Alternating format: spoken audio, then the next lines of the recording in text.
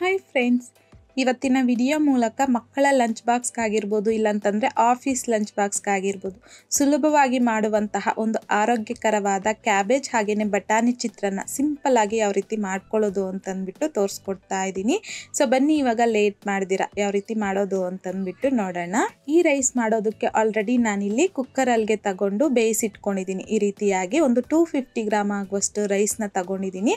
ಅಂದರೆ ಒಂದು ಗ್ಲಾಸ್ಗೆ 2 ಗ್ಲಾಸ್ ಆಗುವಷ್ಟು ನೀರನ್ನು ಹಾಕಿ ಸ್ವಲ್ಪ ಉಪ್ಪನ್ನು ಹಾಕಿ ಈ ರೀತಿಯಾಗಿ ರೈಸ್ನ ರೆಡಿ ಮಾಡ್ಕೊಂಡಿದ್ದೀನಿ. ಸೊ ಈ ರೀತಿಯಾಗಿ ಉದುರಾಗಿ ರೈಸ್ನ ರೆಡಿ ಮಾಡ್ಕೊಂಡಿದ್ದಾದ ನಂತರ ಕಡಾಯಿಗೆ 1-2 ಟೇಬಲ್ ಸ್ಪೂನ್ ಆಗುವಷ್ಟು ಎಣ್ಣೆ, ಒಂದು ಅರ್ಧ ಟೀ ಸ್ಪೂನ್ ಸಾಸಿವೆ, ಅರ್ಧ ಟೀ ಸ್ಪೂನ್ ಜೀರಿಗೆ, 1 ಟೀ ಸ್ಪೂನ್ ಕಡಲೆಬೇಳೆ, 1 ಟೀ ಸ್ಪೂನ್ ಉದ್ದಿನ ಬೇಳೆನ ಸಹ ಹಾಕ್ಕೊಂಡು ಲೋ ಫ್ಲೇಮ್ನಲ್ಲಿ ಈ ರೀತಿ ಮಿಕ್ಸ್ ಮಾಡ್ಕೊತ ಕಡಲೆಬೇಳೆ ಈ ರೀತಿ ಸ್ವಲ್ಪ ಲೈಟ್ ಗೋಲ್ಡನ್ ಕಲರ್ ಬಂದಾದ ನಂತರ ಒಂದು ಒಣಮೆಣಸಿನ್ಕಾಯಿನ ಮುರಿದ್ಬಿಟ್ಟು ಹಾಕ್ಕೊಂಡಿದ್ದೀನಿ.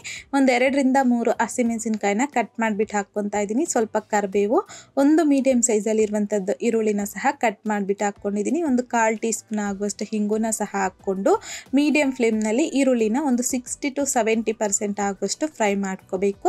ಈಗ ಒಂದು ಅರ್ಧ ಕಪ್ ಆಗುವಷ್ಟು ಹಸಿ ಬಟಾಣಿ ಹಾಗೆಯೇ 1 ಕಪ್ ಆಗುವಷ್ಟು ಕ್ಯಾಬೇಜನ್ನು ಈ ರೀತಿ ಸಣ್ಣದಾಗಿ ಕಟ್ ಮಾಡಿಬಿಟ್ಟು ಹಾಕ್ಕೊಂಡಿದ್ದೀನಿ. ಒಂದು ಅರ್ಧ ಟೀ ಸ್ಪೂನ್ ಆಗುವಷ್ಟು ಅರಿಶಿನ, ರುಚಿಗೆ ತಕ್ಕಷ್ಟು ಸ್ವಲ್ಪ ಸಾಲ್ಟನ್ನು ಸಹ ಹಾಕ್ಕೊಂಡು ಒಂದ್ಸಲ ಈ ರೀತಿ ಚೆನ್ನಾಗಿ ಮಿಕ್ಸ್ ಮಾಡ್ಕೊಳ್ಳಿ. ಈ ರೀತಿ ಮಿಕ್ಸ್ ಮಾಡ್ಕೊಂಡಿದ್ದಾದ ನಂತರ ಈ ಟೈಮಲ್ಲಿ ನೀವು ಲಿಡ್ಡನ್ನು ಕ್ಲೋಸ್ ಮಾಡಿಕೊಂಡು ಮೀಡಿಯಂ ಫ್ಲೇಮ್ನಲ್ಲಿ ಒಂದು 3 ನಿಮಿಷ ಫ್ರೈ ಮಾಡ್ಕೊಳ್ಳಿ. ಕ್ಯಾಬೇಜು ಹಾಗೆ ಬಟಾಣಿ ಚೆನ್ನಾಗಿ ಸಾಫ್ಟಾಗಿ ಬೇಯಬೇಕಲ್ವ, ಹಾಗಾಗಿ ಒಂದು 3 ನಿಮಿಷ ಆದ ನಂತರ ಲಿಡ್ನ ತೆಗೆದು ಮತ್ತೆ ಈ ರೀತಿ ಮಿಕ್ಸ್ ಮಾಡ್ಕೊತ ಲೋ ಫ್ಲೇಮ್ನಲ್ಲಿ 1-2 ನಿಮಿಷ ಫ್ರೈ ಮಾಡ್ಕೋಬೇಕು. ಈ ರೀತಿ ಫ್ರೈ ಮಾಡ್ಕೊಂಡಿದ್ದಾದ ನಂತರ ಆಲ್ರೆಡಿ ನಾವು ರೈಸ್ ರೆಡಿ ಮಾಡಿ ಇಟ್ಕೊಂಡಿದ್ದೀರಲ್ವ, ಆ ರೈಸ್ ಹಾಕ್ಕೊತಾ ಇದ್ದೀನಿ. 2 ಮೀಡಿಯಂ ನಿಂಬೆ ಹಣ್ಣಿನ ರಸ ಹಾಕ್ಕೊತಾ ಇದ್ದೀನಿ. ಹಾಗೆಯೇ ಸ್ವಲ್ಪ ಕೊತ್ತಂಬರಿ ಸೊಪ್ಪು, ಫ್ಲೇವರ್ಗೋಸ್ಕರ 1 ಟೇಬಲ್ ಸ್ಪೂನ್ ಆಗುವಷ್ಟು ತುಪ್ಪನ ಸಹ ಹಾಕ್ಕೊತಾ ಇದ್ದೀನಿ. ಇನ್ ಕೇಸ್ ನಿಮಗೆ ತುಪ್ಪ ಇಷ್ಟ ಇಲ್ಲದೆ ಇರೋರು ನೀವು ಆರಾಮಾಗಿ ತುಪ್ಪನೂ ಸಹ ಸ್ಕಿಪ್ ಮಾಡ್ಬೋದು. ಬಟ್ ಈ ರೀತಿ ತುಪ್ಪ ಇಷ್ಟಪಡೋರು ತುಪ್ಪ ಹಾಕಿದ್ರೆ ಆ ಫ್ಲೇವರ್ ಅನ್ನೋದು ತುಂಬ ಚೆನ್ನಾಗಿರುತ್ತೆ. ಸೊ ತುಪ್ಪ ಹಾಕಿದ್ದಾದ ನಂತರನೂ ಎಲ್ಲ ನೀಟಾಗಿ ಈ ರೀತಿ ರೈಸ್ನ ಚೆನ್ನಾಗಿ ಒಗ್ಗರಣೆ ಜೊತೆಯಲ್ಲಿ ಮಿಕ್ಸ್ ಮಾಡ್ಕೋಬೇಕು.